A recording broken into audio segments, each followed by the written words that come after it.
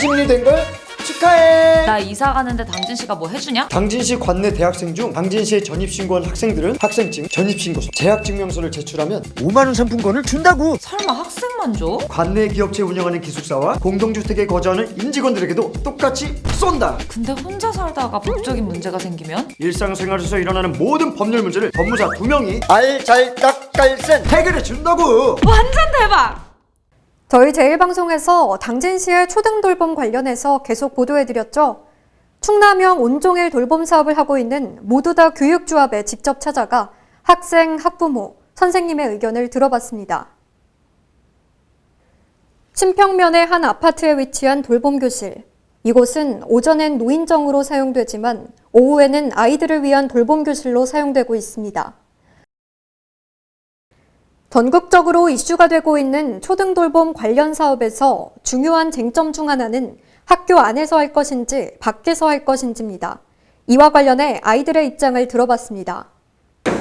그 방과후는 한 가지 활동이나 정해진 활동만 하는데 돌봄방은 여러 가지 프로그램 활동을 해서 좋아요. 돌봄방이랑 집이랑 멀으면은 더 많이 걸어가야 되고 맨날 오기도 어렵고 그런데 돌봄방이랑 집이랑 가까우면은 맨날 오기도 편해서 좋아요. 또한 우리 지역의 학부모는 학교 안과 밖의 돌봄 중 어떤 걸 선호하는지 들어봤습니다. 우선은 아침부터 저녁까지 아이들이 그 하루 종일 있는다고 생각해보세요. 아이들이 직장도 하루 종일 있는데 빨리 퇴근하고 싶잖아요. 아이들도 그러고 싶은데 덧붙여서 면사무소나 읍사무소의 문화시설을 성인들이 이용하는 것처럼 새로 구축하는 것보다는 있는 시설을 아이들을 위한 공간으로 이용할 수 있다면 좋을 것 같다고 말했습니다. 또한 학부모 퇴근 시간을 고려해 연장 운영을 하면 좋을 것 같다고 말했습니다.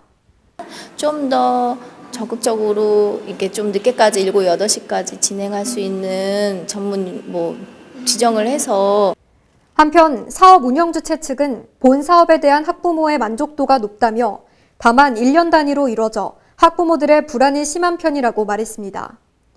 그리고 이게 1년 단위다 보니까 학부모님들께서 약간 불안해하세요.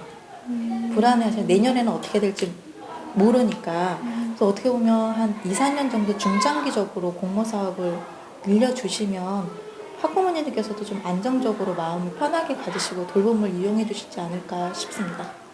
JRB 뉴스 김유진입니다.